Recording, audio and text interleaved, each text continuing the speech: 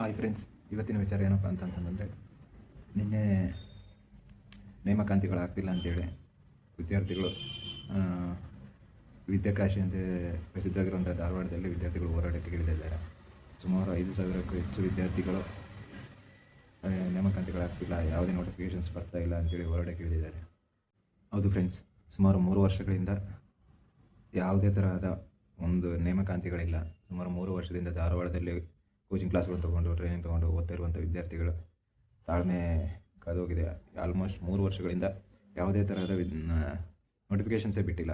ಈಗ ಗೃಹ ಸಚಿವರಾದಂಥ ಪರಮೇಶ್ವರ್ ಆಗಿರ್ಬೋದು, ಉಪಮುಖ್ಯಮಂತ್ರಿಗಳಾಗಿರ್ಬೋದು, ಅವ್ರು ಕೊಡ್ತಿರೋಂಥ ಹೇಳಿಕೆಗಳು ಅವರಿಗೆ ಎಷ್ಟು ಸರಿ ಅನಿಸಿದೆ ಅಂತಲೇ ಗೊತ್ತಿಲ್ಲ. ಪರಮೇಶ್ವರ್ ಅವರು ಹೇಳ್ತಾರೆ, ಇವತ್ತು ಬಿಡ್ತೀವಿ, ನಾಳೆ ಬಿಡ್ತೀವಿ, ಮುಂದಿನ ತಿಂಗಳು ಬಿಡ್ತೀವಿ.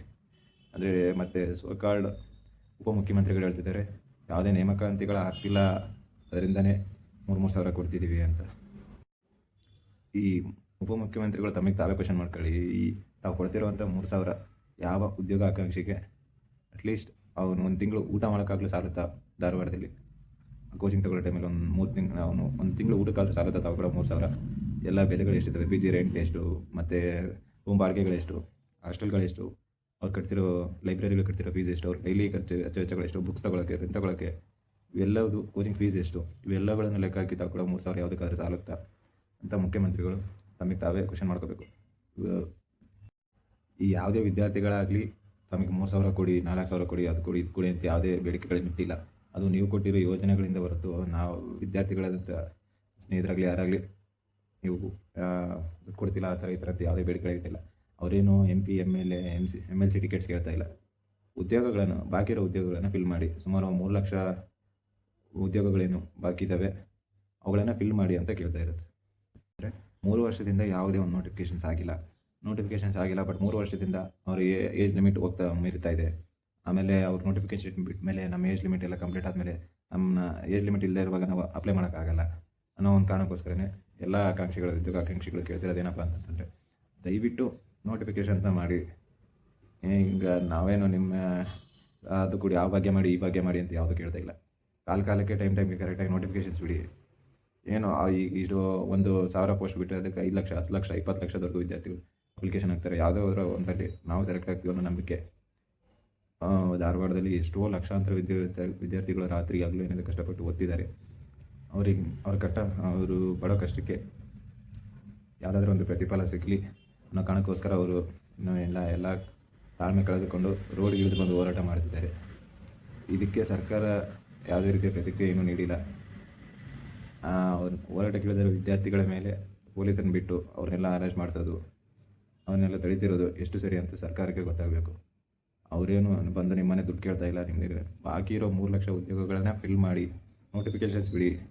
ಅದನ್ನು ದುಡ್ಡು ಕೇಳ್ತಾ ಇಲ್ಲ, ಏನೋ ಕೇಳ್ತಾ ಇಲ್ಲ, ನೋಟಿಫಿಕೇಷನ್ಸ್ ಬಿಡಿ. ನಾವು ಕಷ್ಟಪಟ್ಟು ಓದಿದ್ವಿ, 3 ವರ್ಷದಿಂದ ಓದ್ತಾನೆ ಇದ್ವಿ, ಯಾವುದೇ ಥರ ನೋಟಿಫಿಕೇಷನ್ ಆಗಿಲ್ಲ ಅಂತ ಕೇಳ್ತಾ ಇರೋ ಮುಖ್ಯಮಂತ್ರಿಗಳು ಫಾರಿನ್ ಟ್ರಿಪ್ ಹೋಗೋದು ದುಡ್ಡು ಇರುತ್ತೆ, ತಮ್ಮ ಫ್ಯಾಮಿಲಿಗಳೆಲ್ಲ ಕರ್ಕೊಂಡು ರೆಸಾರ್ಟ್ಗಳಿಗೆ ಹೋಗೋ ಟೈಮ್ ಇರುತ್ತೆ. ಆದರೆ ವಿದ್ಯಾರ್ಥಿಗಳಿಗೆ ಕೂಗು ಇವೆಲ್ಲ ಕೇಳೋಕ್ಕಾಗಲ್ಲ. ಸರ್ಕಾರ ಬಂದಾಗಿಂದ ಯಾವುದೇ ಅಭಿವೃದ್ಧಿಗಳು ಆಗಿ ಎಷ್ಟಾಗಿದೆ ಅಂತ ಸರ್ಕಾರನೇ ಯೋಚಿಸಬೇಕಾಗುತ್ತೆ. ಆಗ ಅಭಿವೃದ್ಧಿಗಳಾಗುತ್ತೆ ಬಿಡುತ್ತೆ, ಬಟ್ ವಿದ್ಯಾರ್ಥಿಗಳು ಭಾಳ ಆಟ ಆಡೋದು ಎಷ್ಟು ಸರಿ ಎಷ್ಟು ತಪ್ಪು ಅಂತ ಅನ್ಕೋದು ಸರ್ಕಾರನೇ ಯೋಚನೆ ಮಾಡಬೇಕು ಫ್ರೆಂಡ್ಸ್. ನಿನ್ನೆ ನಡೆದಂಥ ಹೋರಾಟದಲ್ಲಿ ಸುಮಾರು 5,000 ರಿಂದ 10,000 ವಿದ್ಯಾರ್ಥಿಗಳು ಸೇರಿದರು. ಬಟ್ ಅವ್ರು ಯಾರು ಈ ಸರ್ಕಾರದ ಕಾರ್ಯಕ್ರಮಗಳಲ್ಲಿ ಬರೋ 500,000 ಕೊಟ್ಟು ಬರೋವಂಥ ಜನಗಳ ಥರ ಅಲ್ಲ. ಅವರು ತಮಗೆ ಅನ್ಯಾಯ ಆಗಿದೆ, ಉದ್ಯೋಗಗಳು ಸಿಗ್ತಿಲ್ಲ ಅನ್ನೋ ಒಂದು ಕೂಗಿಗೋಸ್ಕರ ಬಂದಿರೋದು ಹೊರತು ಸರ್ಕಾರಗಳು ಮಾಡೋ ಕಾರ್ಯಕ್ರಮಗಳಲ್ಲಿ 500,000 ಕೊಟ್ಟು ಬಸ್ಗಳು ತುಂಬ್ಕೊಂಬಂದು ಆಗ್ತಾರಲ್ಲ, ಆ ಥರ ಜನಗಳಂತೂ ಯಾರೂ ಇರಲಿಲ್ಲ. ಸರ್ಕಾರ ಇಷ್ಟೇ ಅರ್ಥ ಮಾಡ್ಕೋಬೇಕಾಗಿರೋದು, ಜಸ್ಟ್ ಅವ್ರು ಕೇಳ್ತಾ ಇರೋದೇನು, ನಮಗೆ ನೋಟಿಫಿಕೇಷನ್ಸ್ ಮಾಡಿ. ಯಾವುದೇ ಉದ್ಯೋಗಗಳು ಕಾಲ್ಫಾರ್ಮ್ ಮಾಡ್ತಿಲ್ಲ, ದಯವಿಟ್ಟು ಕಾಲ್ಫಾರ್ಮ್ ಮಾಡಿ ಅನ್ನೋ ಒಂದೇ ಒಂದು ದೊಡ್ಡ ಕೂಗು ಧಾರವಾಡದಲ್ಲಿ ಈಗಾಗಲೇ ಕೂಗು ಕೇಳಿ ಬರ್ತಾಯಿದೆ. ಆ ವಿದ್ಯಾರ್ಥಿಗಳಿಗೆ ಎಷ್ಟು ಬೇಗ ಉತ್ತರ ಸಿಗುತ್ತೆ ಅಂತ ಕಾದು ನೋಡಬೇಕಿದೆ ಫ್ರೆಂಡ್ಸ್. ಸರ್ಕಾರಕ್ಕೆ ಇನ್ನೊಂದು ಕೇಳೋದೇನಪ್ಪ ಅಂತಂದರೆ, ದಯವಿಟ್ಟು ವಿದ್ಯಾರ್ಥಿಗಳ ತಾಳ್ಮೆನ ಪರೀಕ್ಷೆ ಮಾಡೋಕ್ಕೆ ಹೋಗಬೇಡಿ. ಇದರಲ್ಲಿ ಇನ್ನೊಂದೇನಪ್ಪ ವಿಷಯ ಅಂದರೆ, ಆಡಳಿತ ಪಕ್ಷ ಯಾವುದೇ ಉದ್ಯೋಗಗಳನ್ನು ಕಾಲ್ಫಾರ್ಮ್ ಮಾಡ್ತಿಲ್ಲ ಹಂಗೆ ಹಿಂಗೆ ಅಂತ ವಿರೋಧ ಪಕ್ಷದವರಾಗಲಿ ಇಲ್ಲಿ ತಮ್ಮ ರಾಜಕೀಯ ಬೇಳೆನ ಬೇಯಿಸ್ಕೊಳ್ಳೋಕ್ಕೆ ವಿದ್ಯಾರ್ಥಿಗಳ ಮಧ್ಯೆ ಬರಬೇಡಿ. ಅದು ನಿಮಗೂ ಒಳ್ಳೆಯದಲ್ಲ, ಆಕಾಂಕ್ಷಿಗಳಿಗೂ ಒಳ್ಳೆಯದಲ್ಲ. ನಿಮ್ಮ ಸಪೋರ್ಟ್ ಇಂದ ವಿದ್ಯಾರ್ಥಿಗಳೇನಾದರೂ ಉದ್ಯೋಗಗಳು ತಗೋಬೇಕು ಅನ್ನೋದು ವಿದ್ಯಾರ್ಥಿಗಳ ಮನಸ್ಸಲ್ಲೂ ಇಲ್ಲ ಅಂತ ಹೇಳೋಕ್ಕೆ ಇಷ್ಟಪಡ್ತೀನಿ ಫ್ರೆಂಡ್ಸ್. ಸರ್ಕಾರ ಇದ್ರ ಬಗ್ಗೆ ಒಂದು ಸರಿ ಯೋಚನೆ ಮಾಡಬೇಕಾಗುತ್ತೆ.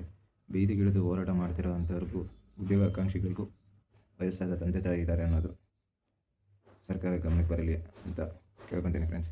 ಆದಷ್ಟು ಈ ವಿಡಿಯೋನ ಎಷ್ಟಾಗುತ್ತೋ ಅಷ್ಟು ಶೇರ್ ಮಾಡಿ. ಹಾಗೆ ನನ್ನ ಚಾನಲ್ನ ಸಬ್ಸ್ಕ್ರೈಬ್ ಮಾಡಿಲ್ಲ ಅಂತ ಸಬ್ಸ್ಕ್ರೈಬ್ ಮಾಡಿ ಫ್ರೆಂಡ್ಸ್.